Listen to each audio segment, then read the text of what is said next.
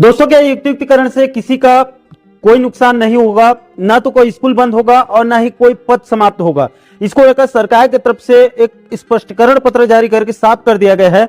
इसी महत्वपूर्ण मुद्दे के बारे में हम इस वीडियो के अंदर बारीकी से समझने वाले हैं। नमस्कार दोस्तों, मैं हूं आपका दोस्त लोकेश साहू और आप देख रहे हैं लोकेश साहू यूट्यूब चैनल। आप सभी दर्शकों का हमारे इस यूट्यूब परिवार में बहुत बहुत स्वागत है। दोस्तों, जैसे कि आप सभी साथियों को पता होगा कि इस समय राज्य सरकार प्रदेश के अतिशय शिक्षकों और कम दर्जे संख्या वाले स्कूलों का युक्तिकरण करने जा रही है, जो कि नया शिक्षा सत्र शुरू होने से पहले पूरी प्रक्रिया कंप्लीट हो जाएगी। और दोस्तों, इस युक्तिकरण मुद्दे को लेकर मीडिया रिपोर्ट में दावा किया जा रहा है कि इससे प्रदेश के 4000 से भी अधिक स्कूल बंद हो जाएंगे और 30,000 से भी ज्यादा शिक्षकों के पद समाप्त हो जाएंगे, जिससे आने वाले दिनों में शिक्षक भर्ती और शिक्षक प्रमोशन पूरी तरह से प्रभावित हो सकती है। और इसी मुद्दे को लेकर प्रदेश के 21 से भी अधिक शिक्षक संगठनों ने एक साझा मंच तैयार करके सरकार से कई मुद्दों पर सवाल पूछ रहे हैं।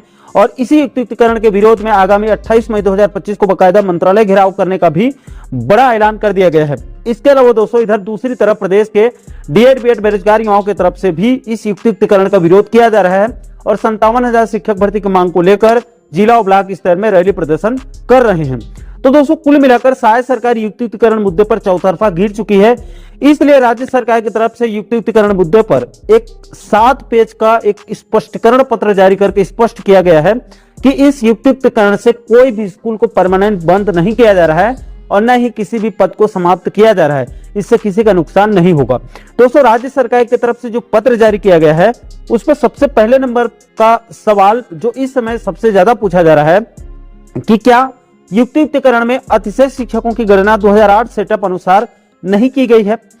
इसके जवाब में, इसके संबंध में सरकार का तर्क है कि 2008 के सेटअप में 80 छात्रों पर एक प्रधान पाठक और 2 सहायक शिक्षक का प्रावधान था, लेकिन शिक्षा का अधिकार अधिनियम आने के बाद इसकी प्रासंगिकता यानी कि इसकी वैधता समाप्त हो चुकी है, यानी कि ये अभी अप्रासंगिक है।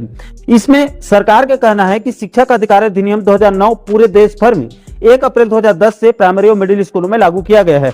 इसी शिक्षा के अधिकार अधिनियम की अनुसूची जिसमें विद्यालय के लिए मान और मानक तय किया गया है, उसके अनुसार प्राइमरी में 60 तक के दर्ज संख्या के लिए 2 सहायक शिक्षकों का प्रावधान है और 30 अतिरिक्त छात्र पर 1 अतिरिक्त सहायक शिक्षक रखने का नियम है, जिसमें जिन विद्यालयों की दर्ज संख्या 150 से अधिक है वहां पर 1 प्रधान पाठक का प्रावधान है। इसमें यह भी कहा गया है कि चूंकि छत्तीसगढ़ में 2008 सेटअप के पहले से ही कई सारे स्कूलों में प्रधान पाठक का पद स्वीकृत था, इसलिए 2008 के सेटअप में 1 प्रधान पाठक और 2 सहायक शिक्षक का प्रावधान करना पड़ा है। चूंकि 1 अप्रैल 2010 को शिक्षा का अधिकार अधिनियम यानी कि आरटीई लागू होने के बाद इसको सभी राज्यों में लागू करना जरूरी था, इसलिए शिक्षा का अधिकार अधिनियम की अनुसूची को स्कूलों में लागू किया गया। अब चूंकि छत्तीसगढ़ में प्रधान पाठक के पद स्वीकृत था, इसलिए इसे सहायक शिक्षक के पद में गणना किया गया है। यानी कि दोस्तों, जो सबसे ज्यादा सवाल पूछा जा रहा था कि युक्तिकरण में अतिशय शिक्षकों की गणना 2008 सेटअप अनुसार नहीं किया गया है, इस मुद्दे पर राज्य सरकार का कहना है कि शिक्षा का अधिकार अधिनियम 2009 जिसको 2010 में लागू किया गया था, यह नया अधिनियम आने के बाद तो 2008 सेटअप ही लागू नहीं है, इसलिए 2008 सेटअप का उल्लंघन करने का सवाल ही नहीं है। ये सरकार की तरफ से तर्क दिया जा रहा है। इसके बाद दोस्तों, दूसरा सबसे बड़ा सवाल, सबसे ज्यादा पूछा जाने वाला सवाल यह है कि 5 कक्षाओं को 2 शिक्षक कैसे पढ़ाएंगे। इसके जवाब में सरकार का तर्क है कि प्राइमरी स्कूलों में औसत 2 कमरे बने हैं और शिक्षा का अधिकार अधिनियम के अनुसार 60 तक के दर्ज संख्या वाले स्कूलों में 2 शिक्षक होने चाहिए और सभी शिक्षक के लिए 1 अध्यापन कक्ष यानी कि क्लासरूम होनी चाहिए, यानी कि 2 शिक्षक के लिए 2 अध्यापन कक्ष होना चाहिए, जो कि प्राइमरी स्कूलों में 2 अध्यापन कक्ष की व्यवस्था कर दिया गया है। और इसमें यह भी साफ कर दिया गया है कि शिक्षकों को बहुकक्षा शिक्षण के लिए प्रशिक्षण दिया जाता है, यानी कि वो एक से अधिक कक्षाओं को एक साथ संभाल सकते हैं। इसके अलावा इसमें यह भी साफ किया गया है कि राज्य के 30,700 प्राइमरी स्कूलों में 30,700 प्राइमरी स्कूलों में से 17,000 प्राइमरी स्कूल ऐसे हैं जहां पर 20 से कम विद्यार्थियों पर 1 शिक्षक का अनुपात है। यानी कि इस मुद्दे पर सरकार दावा कर रही है कि इसमें तो विद्यार्थियों की तुलना में शिक्षक ज्यादा हैं, यानी कि 5 कक्षाओं को सिर्फ 2 शिक्षक कैसे पढ़ाएंगे। इस मुद्दे पर सरकार का कहना है कि इसको शिक्षक आराम से हैंडल कर लेंगे, बल्कि इसमें तो शिक्षकों की संख्या ज्यादा है, इसलिए इस मुद्दे पर किसी को कोई समस्या नहीं होनी चाहिए, सरकार की तरफ से दावा किया जा रहा है। इसके बाद इस युक्तिकरण को लेकर तीसरा सवाल यह है कि 60 से कम दर्ज संख्या वाले 20,000 प्राइमरी स्कूल व्यवहारिक रूप से एक शिक्षकीय यानी कि एकल शिक्षक स्कूल बन जाएंगे। इसके जवाब में सरकार का कहना है कि अधिकतर सोशल मीडिया या अखबार में यह कहा जा रहा है कि प्रधान पाठक को छोड़कर सिर्फ कार्यरत सहायक शिक्षकों ही गिनती में लिया जा रहा है और यह आशंका व्यक्त किया जा रहा है कि 20,000 प्राइमरी स्कूल व्यवहारिक रूप से एकल शिक्षकीय हो जाएगी, जबकि वास्तव में इन स्कूलों में सहायक शिक्षक और प्रधान पाठक सहित 2 लोग कार्यरत रहेंगे और प्रधान पाठक और सहायक शिक्षक दोनों की गणना युक्तियुक्तकरण में की गई है। यानी कि सरकार के मुताबिक युक्तियुक्तकरण से 60 से कम दर्ज संख्या वाले प्रदेश के 20,000 प्राइमरी स्कूल एकल शिक्षकीय नहीं होंगे। इसके बाद इस युक्तियुक्तकरण को लेकर चौथा सवाल यह है कि प्रदेश में 105 से कम दर्ज संख्या वाले 7,000 पूर्व माध्यमिक स्कूलों में एक शिक्षक कम करने जा रहे हैं, तो उनकी पोस्टिंग सरकार कहां पर करेगी? इसके जवाब में सरकार का कहना है कि राज्य में संचालित होने वाले 13,149 मिडिल स्कूलों में से ऐसे मिडिल स्कूल हैं जहां पर 10 बच्चों के पीछे एक शिक्षक है और 4,479 ऐसे मिडिल स्कूल हैं जहां पर 20 बच्चों के पीछे एक शिक्षक है। इसके अलावा राज्य में 48 मिडिल स्कूल शिक्षक विहीन है, यानी कि 48 मिडिल स्कूलों में एक भी शिक्षक नहीं है। 255 एकल शिक्षकीय हैं, यानी कि 255 मिडिल स्कूलों में सिर्फ एक ही शिक्षक उपलब्ध है। इसके अलावा 1051 मिडिल स्कूल में 2 शिक्षक और 2,477 मिडिल स्कूलों में 3 शिक्षक और 4,113 मिडिल स्कूल ऐसे हैं जहां पर 4 शिक्षक हैं। इस प्रकार से कुल 7,896 ऐसे स्कूल हैं जहां से अतिशेष शिक्षक निकल ही नहीं सकते। इसके अलावा 3,456 साला 5 शिक्षक और 1,065 साला में 6 शिक्षक हैं, जिसमें दर्ज संख्या के अनुपात में बहुत कम शिक्षक अतिशेष निकलेंगे।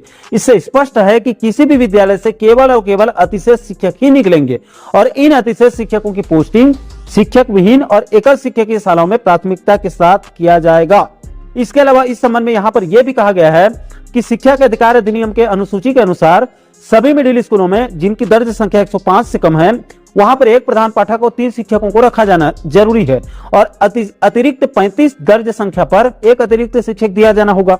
अनुसूची के अनुसार दर्ज संख्या के अनुपात में गणना करने पर 1,762 शिक्षक ही अतिशेष निकल रहे हैं। इसलिए ये तथ्य सही नहीं है कि 7,000 पूर्व माध्यमिक स्कूलों में एक शिक्षक कम करने जा रहे हैं। ये सही नहीं है, क्योंकि अतिशेष शिक्षकों को शिक्षक विहीन और एकल शिक्षकीय और 2 शिक्षकीय के साथ साथ 3 शिक्षकीय स्कूलों में पोस्टिंग कर दी जाएगी। इसके बाद इस युक्तियुक्तकरण को लेकर 5वां सवाल यह है कि 15,000 प्राइमरी स्कूलों में औसतन एक सहायक शिक्षक अतिशेष होंगे, तो उनकी पोस्टिंग सरकार कहां करेगी? इसको लेकर बहुत से शिक्षकों का यह सवाल है। तो इसके संबंध में सरकार का कहना है कि शिक्षा के अधिकार अधिनियम के अनुसूची के अनुसार प्राइमरी स्कूलों में 60 तक के दर्ज संख्या के लिए 2 सहायक शिक्षकों का प्रावधान है और 30 अतिरिक्त छात्र पर एक अतिरिक्त सहायक शिक्षक का प्रावधान है। इसके अनुसार गणना करने पर लगभग 3,608 सहायक शिक्षक ही अतिशेष निकल रहे हैं। 30,700 प्राइमरी स्कूलों में से 6,872 में एक शिक्षक पदस्थ हैं। इसके अलावा 212 स्कूल शिक्षक विहीन है, यानी कि 212 स्कूलों में एक भी शिक्षक नहीं है और 11,750 प्राइमरी स्कूलों में तो 2 शिक्षक हैं। इस प्रकार गणना करने पर 18,834 स्कूलों से अतिशेष शिक्षक निकल ही नहीं सकते। इसके अलावा 7,612 प्राइमरी स्कूलों में 3 शिक्षक, 2,330 प्राइमरी स्कूलों में 4 शिक्षक पदस्थ हैं, जहां पर दर्ज संख्या के अनुपात में अतिशेष शिक्षकों की संख्या बहुत कम है। इसलिए सरकार का कहना है कि यह तथ्य सही नहीं है कि 15,000 प्राइमरी स्कूलों में एक सहायक शिक्षक यानी कि 15,000 सहायक शिक्षक अतिशेष हो जाएंगे। इसके बाद इस युक्तियुक्तकरण को लेकर 6वां सवाल यह है कि प्रदेश में 35,000 शिक्षक और 20,000 प्राइमरी स्कूल एकल शिक्षकीय हो जाएंगे। तो इसके संबंध में सरकार का कहना है कि युक्तियुक्तकरण प्रक्रिया में अतिशेष शिक्षक की गणना दर्ज संख्या के अनुपात में की जा रही है, लेकिन शिक्षा के अधिकार अधिनियम की अनुसूची को ध्यान में रखकर ही, यानी 2009 के अनुसूची को ध्यान में रखकर ही उनको अतिशेष माना जाएगा और युक्तियुक्तकरण से कोई भी विद्यालय एकल शिक्षकीय नहीं होगा, क्योंकि जहां पर प्रधान पाठक कार्यरत नहीं है और 2 सहायक शिक्षक पदस्थ हैं, वहां से भी किसी को नहीं हटाया जाएगा। प्रारंभिक गणना यानी कि अभी शुरुआती गणना अनुसार प्राइमरी स्कूलों के सिर्फ 3,608 सहायक शिक्षक ही अतिशेष निकल रहे हैं। यह सरकार की तरफ से दावा किया जा रहा है। इसके बाद इस युक्तियुक्तकरण मुद्दे को लेकर 7वां सवाल यह है कि विषय के बजाय कालखंड देखने पर 5,000 व्याख्याता अतिशेष हो जाएंगे। तो इसके संबंध में सरकार का कहना है कि हाई स्कूल हायर सेकेंडरी स्कूलों में विषय मान के आधार पर सेटअप स्वीकृत है। हाई स्कूलों में सामान्यतः हिंदी, अंग्रेजी, संस्कृत, गणित, विज्ञान और कला विषय के पद स्वीकृत है। यहाँ पर सभी विषय के एक व्याख्याता के कार्यरत होने पर उनको अतिशेष नहीं माना जाएगा। कालखंड के अनुसार सिर्फ उन्हीं स्कूलों की गणना की जा रही है जहां पर एक ही विषय के एक से ज्यादा व्याख्याता कार्यरत हैं।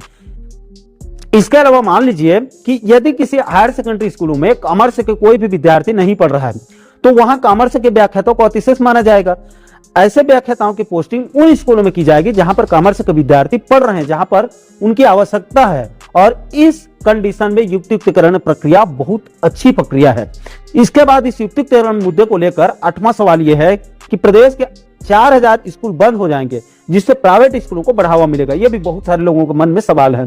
तो इसके संबंध में सरकार का कहना है कि राष्ट्रीय शिक्षा नीति 2020 में क्लस्टर स्कूलों का कॉन्सेप्ट है। इसी को ध्यान में रखते हुए प्रशासनिक रूप से एक ही परिसर के स्कूलों का युक्तियुक्तकरण किया जा रहा है ताकि एक ही परिसर के स्कूलों में भविष्य में सुविधाएं बढ़ाई जा सके, क्योंकि एक ही परिसर के स्कूलों में युक्तियुक्तकरण करने से कोई भी स्कूल बंद नहीं होगी। इसमें उदाहरण के लिए बताया गया है कि यदि किसी परिसर में यानी कि कैंपस में प्राथमिक, पूर्व माध्यमिक और हायर सेकेंडरी स्कूल हैं तो प्राथमिक और पूर्व माध्यमिक स्कूलों का युक्तियुक्तकरण हायर सेकेंडरी स्कूलों में किया जाएगा, यानी कि मर्ज किया जाएगा।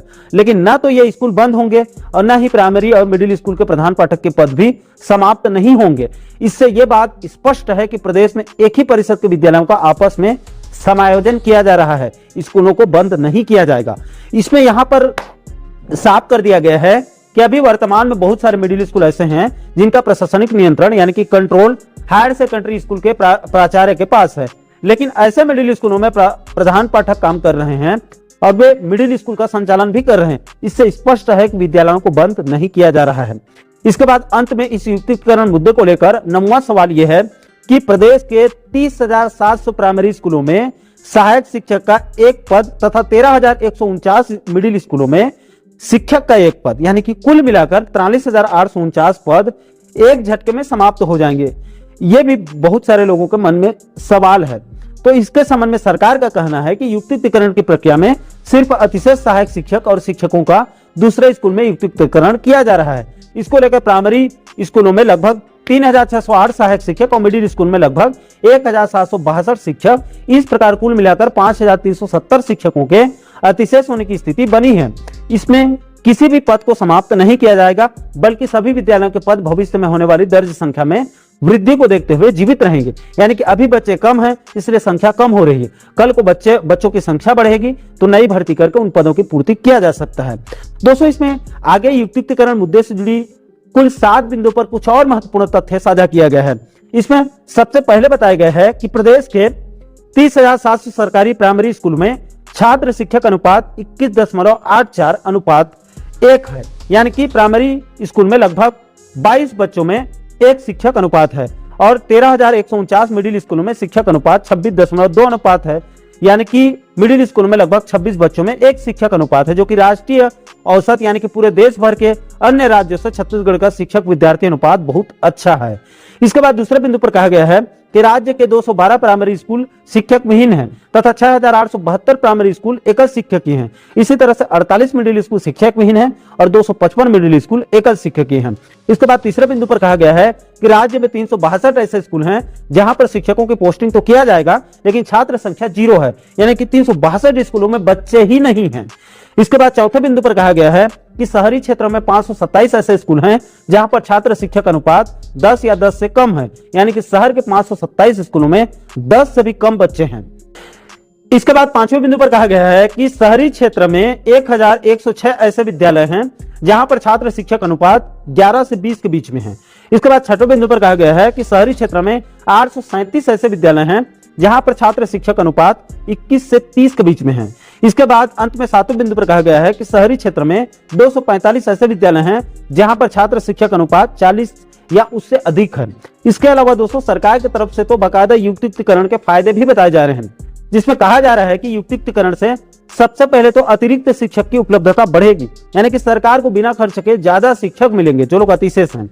इसके अलावा एकल शिक्षकीय और शिक्षक विहीन स्कूलों में जहां पर शिक्षकों की भारी कमी है उन स्कूलों में अतिशेष शिक्षकों की पूर्ति हो जाएगी। इसके अलावा युक्तियुक्तकरण से स्थापना व्यय में कमी होगी, यानी कि सरकार के खर्चे बचेंगे। इसके अलावा इस युक्तियुक्तकरण से एक ही परिसर के विद्यालयों में बढ़ोतरी से ड्राफ्ट में कमी होगी, यानी बच्चे कम फेल होंगे। इसके अलावा इस युक्तियुक्तकरण से लगभग 89% बच्चों की स्कूली शिक्षा में 3 बार प्रवेश परीक्षा, यानी कि प्राइमरी में फिर मिडिल और हायर सेकेंडरी स्कूलों में 3-3 बार एडमिशन लेने की जरूरत नहीं होगी। इसके अलावा इस युक्तियुक्तकरण से बच्चों में ठहराव होगा, वो एक जगह पर रुक कर पढ़ेंगे, जिससे शिक्षा व्यवस्था मजबूत होगा। इसके अलावा युक्तियुक्तकरण से स्कूलों के अधोसंरचना और मूलभूत सुविधाओं में वृद्धि होगा। तो दोस्तों, सरकार की तरफ से युक्तियुक्तकरण के कुछ फायदे भी गिनाए जा रहे हैं। इसके अलावा दोस्तों, लास्ट के 2 पेज में शिक्षा के अधिकार अधिनियम 2009 अनुसूची के धारा 19 और धारा 25 में विद्यालय के लिए कौन कौन से मान और मानक तय किए गए हैं, उसको भी विस्तार पूर्वक बताया गया है। इसी के आधार पर सरकार युक्तियुक्तकरण कर रही है। तो दोस्तों, प्रदेश में युक्तियुक्तकरण मुद्दे को लेकर कई अलग अलग प्रकार के सवाल लोगों के मन में जो है वो चल रहे थे, और शिक्षक संगठनों और मीडिया के तरफ से भी जो सवाल पूछे जा रहे थे, जिसको लेकर राज्य सरकार ने युक्तियुक्तकरण के संबंध में 7 पेज का एक स्पष्टीकरण जारी कर दिया है, जिसमें शायद सरकार दावा कर रही है कि इस युक्तियुक्तकरण प्रक्रिया से किसी का नुकसान नहीं होगा। इस प्रक्रिया से न तो शिक्षकों के पद परमानेंट समाप्त होंगे और न ही किसी भी स्कूल को हमेशा के लिए बंद नहीं किया जाएगा। आगे बच्चों की संख्या बढ़ने पर स्कूलों को फिर से खोला जाएगा। दोस्तों, राज्य सरकार की तरफ से युक्तियुक्तकरण मुद्दे को लेकर जो लंबा चौड़ा स्पष्टीकरण जारी किया गया है, इसको लेकर आप लोगों की क्या राय है?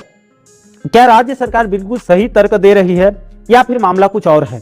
क्या युक्तियुक्तकरण प्रक्रिया बिल्कुल सही है या फिर इसमें प्रदेश के शिक्षकों, विद्यार्थियों और बेरोजगार युवाओं का नुकसान होगा? इस मुद्दे को लेकर आप क्या सोचते हैं? आप लोगों की क्या राय है? नीचे आप लोग कमेंट बॉक्स में अपनी अपनी प्रतिक्रिया जो है वो आप लोग जरूर साझा कीजिएगा। और दोस्तों, युक्तियुक्तकरण के संबंध में राज्य सरकार की तरफ से जारी स्पष्टीकरण पत्र का जो पूरा पीडीएफ है, उसको हमारे टेलीग्राम चैनल पर बकायदा अपलोड कर देंगे। आप चाहें तो आप वहां से डाउनलोड करके बारीकी से आप अध्ययन कर सकते हैं। और दोस्तों, आप आगे भी कर्मचारियों, शिक्षकों और पेंशन संबंधों के साथ साथ बेरोजगार युवाओं से जुड़ी इस प्रकार के और भी अन्य महत्वपूर्ण मुद्दों पर, महत्वपूर्ण टॉपिक पर आप आगे भी वीडियो देखना चाहते हैं, तो आप हमारे चैनल को जरूर सब्सक्राइब कर लीजिएगा, ताकि आने वाले सभी नए वीडियो का नोटिफिकेशन जो है वो आप लोगों तक तुरंत पहुंच सके। दोस्तों, इस वीडियो में फिलहाल अभी के लिए इतना ही। इस वीडियो को अंत तक देखने के लिए आप सभी दर्शकों का बहुत बहुत धन्यवाद।